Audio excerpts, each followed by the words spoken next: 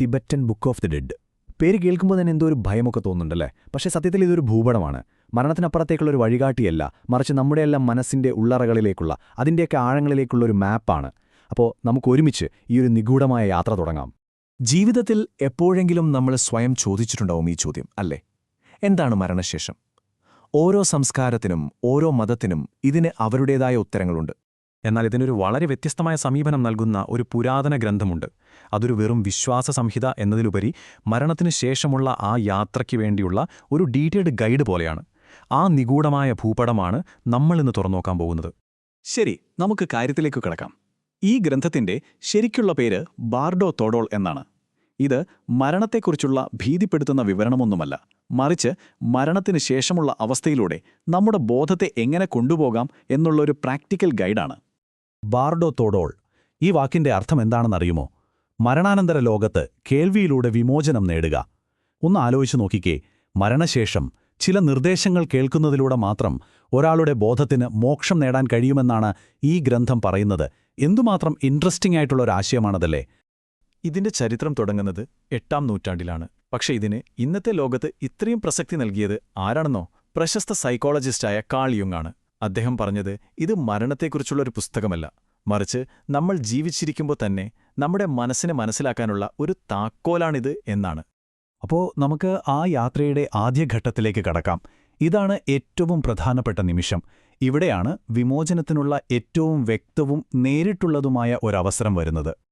ഈ ഗ്രന്ഥത്തിൽ പറയുന്നത് മരണത്തിന്റെ ആ ഒരു നിർണായക നിമിഷത്തിൽ നമ്മുടെ ബോധം ശുദ്ധവും അതിരുകളില്ലാത്തതുമായ ഒരു പ്രകാശത്തെ കാണുമെന്നാണ്. മേഘങ്ങളില്ലാത്ത തെളിഞ്ഞ ആകാശം പോലെ ശൂന്യവും എന്നാൽ സ്ഫടികം പോലെ ക്ലിയറുമായ ഒരവസ്ഥ. ഇവിടെയാണ് പുസ്തകത്തിലെ ഏറ്റവും പ്രധാനപ്പെട്ട നിർദ്ദേശം വരുന്നത്. ആ പ്രകാശത്തെ തിരിച്ചറിയുക, അതിൽ ലയിക്കുക. കാരണം അത് പുറത്തുനിന്നുള്ള എന്തോ ദിവ്യമായ ഒന്നല്ല, അത് നിങ്ങൾ തന്നെയാണ്, നിങ്ങളുടെ ബോധത്തിന്റെ ഏറ്റവും ശുദ്ധമായ രൂപം. ഇനി ആദ്യത്തെ ചാൻസിൽ ആ പ്രകാശത്തെ സ്വന്തം ബോധമായി തിരിച്ചറിയാൻ പറ്റിയില്ലെങ്കിലോ? അപ്പോൾ കാര്യങ്ങൾ കുറച്ചുകൂടി കോംപ്ലിക്കേറ്റഡ് ആവും. ബോധം ഒരുതരം പ്രകാശരൂപത്തിൽ ഞാൻ മരിച്ചോ ഇല്ലയോ എന്ന കൺഫ്യൂഷനിലായി അലഞ്ഞു നടക്കാൻ തുടങ്ങും. ഇനി യാത്രയുടെ അടുത്ത ഘട്ടം. ഇതിനെ ചോയ്നിഡ് ബാർഡോ അഥവാ യാഥാർത്ഥ്യത്തിന്റെ ബാർഡോ എന്നാണ് പറയുന്നത്. ഇവിടെയാണ് നമ്മുടെ മനസ്സ് ഒരു സിനിമാ പ്രൊജക്ടർ പോലെ പ്രവർത്തിക്കുന്നത്. അതായത് നമ്മുടെ ഉള്ളിൽ എന്തൊക്കെയുണ്ടോ അതെല്ലാം പുറത്ത് ദൃശ്യങ്ങളായി തെളിഞ്ഞു വരാൻ തുടങ്ങും. ഇവിടെയാണ് ഈ പുസ്തകത്തിലെ ഏറ്റവും വലിയ രഹസ്യം കിടക്കുന്നത്. ഇനി കാണാൻ പോകുന്ന കാഴ്ചകളെല്ലാം, അത് സ്വർഗം പോലെ മനോഹരമായാലും നരകം പോലെ ഭയാനകമായാലും, അവയൊന്നും പുറത്തുള്ള ദൈവങ്ങളോ പിശാചുക്കളോ അല്ല. അവയെല്ലാം നമ്മുടെ ഉള്ളിൽ നിന്ന് തന്നെ വരുന്നതാണ്. ഈ ഒരൊറ്റ തിരിച്ചറിവാണ് വിമോചനത്തിലേക്കുള്ള താക്കോൽ.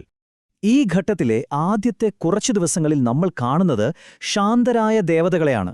1-ാം ദിവസം എന്താണ് സംഭവിക്കുന്നതെന്ന് നമുക്ക് നോക്കാം. ഇപ്പൊ നോക്കൂ, 1-ാമത്തെ ദിവസം വൈരോചനൻ എന്നൊരു ദേവത പ്രത്യക്ഷപ്പെടും. ആ ദേവതയിൽ നിന്ന് വരുന്നത് യാഥാർത്ഥ്യത്തെക്കുറിച്ചുള്ള ജ്ഞാനത്തിന്റെ കണ്ണഞ്ചിപ്പിക്കുന്നൊരു നീല വെളിച്ചമാണ്. അതാണ് ശരിക്കും വിമോചനത്തിലേക്കുള്ള വഴി. പക്ഷേ അതേസമയം തന്നെ നമ്മുടെ ഉള്ളിലുള്ള അജ്ഞത കാരണം വേറൊരു വെളിച്ചവും വരും. ദേവന്മാരുടെ ലോകത്തേക്കുള്ള ഒരു മങ്ങിയ വെള്ള വെളിച്ചം. അതൊരു പ്രലോഭനമാണ്. ഇവിടെയാണ് നമ്മുടെ മുന്നിലുള്ള ചോയ്സ്. ആ ശരിയായ വെളിച്ചം തിരഞ്ഞെടുക്കണോ അതോ പ്രലോഭനത്തിൽ വീഴണോ എന്നുള്ളത്. ഈ ഒരു പാറ്റേൺ ജയസ്തുളകിഴ കുറച്ച് ദിവസങ്ങളിലും ആവർത്തിക്കും. ഇപ്പോൾ ഉദാഹരണത്തിന് 2-ാം ദിവസം നമ്മുടെ ഉള്ളിൽ ദേഷ്യത്തിൽ നിന്ന് നരകത്തിലേക്ക് നയിക്കുന്ന ഒരു പുക നിറഞ്ഞ പ്രകാശം വരും. പക്ഷേ അതിനൊപ്പം തന്നെ വിമോചനത്തിലേക്കുള്ള കണ്ണാടി പോലെ വ്യക്തമായ ഒരു വെള്ളവെളിച്ചവും തെളിയും. ഓരോ ദിവസവും ഇതുപോലെയാണ്. നമ്മുടെ ഓരോ നെഗറ്റീവ് വികാരവും, അതായത് അഹങ്കാരം, ആസക്തി, അസൂയ, അതൊക്കെ നമ്മളെ താഴേക്ക് വലിക്കുമ്പോൾ അതിന് മറികടക്കാനുള്ള ജ്ഞാനത്തിന്റെ പ്രകാശവും കൂടെ ഉണ്ടാകും. 2-ാമത്തെ ആഴ്ചയാവുമ്പോഴേക്കും കാഴ്ചകളൊക്കെ ആകെ മാറും. ശാന്തതയ്ക്കു പകരം ഭയപ്പെടുത്തുന്ന രൂപങ്ങൾ പ്രത്യക്ഷപ്പെടാൻ തുടങ്ങും. പക്ഷേ അവയുടെ യഥാർത്ഥ സ്വഭാവം എന്താണെന്നറിഞ്ഞാൽ നമ്മൾ ശരിക്കും അത്ഭുതപ്പെടും. ഇതാണ് എന്നെ ഏറ്റവും അതിശയിപ്പിച്ചൊരാശയം. ഈ ഭീകരരൂപികളായ രൗദ്രദേവതകള് യഥാർത്ഥത്തിൽ പുതിയ ആൾക്കാരല്ല. അവർ നമ്മൾ കഴിഞ്ഞ ആഴ്ച കണ്ട അതേ ശാന്തരായ ദേവതകൾ തന്നെയാണ്. അവരുടെ ഭാവം മാറിയെന്ന് മാത്രം.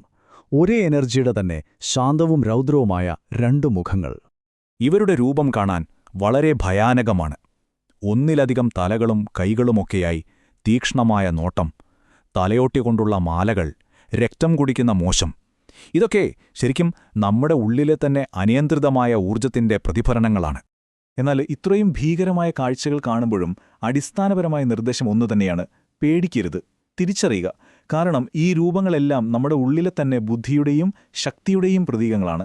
അവയെ പേടിക്കുന്നതിന് പകരം ഇതെന്റെ തന്നെ ഭാഗമാണ് എന്ന് തിരിച്ചറിയുന്ന നിമിഷം അവയുടെ ഭീകരത ഇല്ലാതാവുകയും വിമോചനം സാധ്യമാവുകയും ചെയ്യും. ഇത്രയധികം അവസരങ്ങൾ കിട്ടിയിട്ടും വിമോചനം നേടാൻ കഴിഞ്ഞില്ലെങ്കിൽ ബോധം പുനർജന്മത്തിലേക്ക് ആകർഷിക്കപ്പെടും. നമ്മുടെ കർമ്മത്തിന്റെ കാറ്റ് നമ്മളെ അടുത്ത ജീവിതത്തിലേക്ക് കൊണ്ടുപോകാൻ തുടങ്ങും. ഈ ഘട്ടത്തിൽ നമ്മുടെ ബോധത്തിന് ഒരു ഭൗതിക ശരീരമില്ല. അതിനെ ഒരു സ്വപ്നത്തിലെ ശരീരം പോലെയെന്ന് പറയാം. അതിന് ഒരു രൂപമുണ്ട്, പക്ഷേ അത് നമ്മുടെ ചിന്തകളും ആഗ്രഹങ്ങളും കൊണ്ട് മാത്രമുണ്ടാക്കിയതാണ്. ഈ ശരീരത്തിന് ചില സൂപ്പർ പവേഴ്സൊക്കെയുണ്ട്. ചുമരിലൂടെയും മലകളിലൂടെയും ഒക്കെ പോകാം. എവിടെ വേണമെങ്കിലും ഒരു നിമിഷം കൊണ്ടെത്താം. പക്ഷേ ഇതിനൊരു വലിയ ദൗർബല്യവുമുണ്ട്. അതിന് സ്വന്തമായൊരു നിയന്ത്രണവുമില്ല. നമ്മുടെ മുൻകാല കർമ്മങ്ങളുടെ കാറ്റ് ഒരു തൂവൽ പോലെ അതിനെങ്ങോട്ടേക്ക് വേണമെങ്കിലും പറത്തിക്കൊണ്ടുപോകും. പുനർജന്മത്തിനു തൊട്ടുമുമ്പ് ബോധം ചില അവസാന വെല്ലുവിളികളെ നേരിടും. തകർന്നു വീഴുന്ന മലകളും ഭയപ്പെടുത്തുന്ന ശബ്ദങ്ങളുമൊക്കെ. ഒടുവിൽ മുന്നോട്ടു പോകാൻ കഴിയാത്ത വിധത്തിൽ 3 വലിയ കൊക്കകൾ പ്രത്യക്ഷപ്പെടും. എന്നാൽ ഈ അവസാനത്തെ വലിയ തടസ്സങ്ങളും പുറത്തുള്ള ഒന്നല്ല. ഗ്രന്ഥം പറയുന്നതനുസരിച്ച് ആ 3 കൊക്കകൾ നമ്മുടെ ഉള്ളിലെ തന്നെ ദേഷ്യം, അടക്കാനാവാത്ത ആഗ്രഹം, പിന്നെ അറിവില്ലായ്മ എന്നിവയാണ്. അവസാനത്തെ വെല്ലുവിളിയും നമ്മളോട് തന്നെയാണ്. അപ്പോൾ ഇതെല്ലാം കേട്ടുകഴിയുമ്പോൾ ഒരു ചോദ്യം ബാക്കിയാവുന്നു. Tibetan book of the dead വിവരിക്കുന്നത് മരണത്തിനപ്പുറമുള്ളൊരു ലോകത്തെക്കുറിച്ചാണോ? അതോ നമ്മുടെയെല്ലാം ഉള്ളിലുള്ള ജീവിതകാലം മുഴുവൻ നാം അഭിമുഖീകരിക്കുന്ന നമ്മുടെ സ്വന്തം മനസ്സിന്റെ തന്നെ ആഴത്തിലുള്ളൊരു ഭൂപടമാണോ അത്? ഇത് ചിന്തിക്കേണ്ട ഒരു കാര്യം തന്നെയാണ്.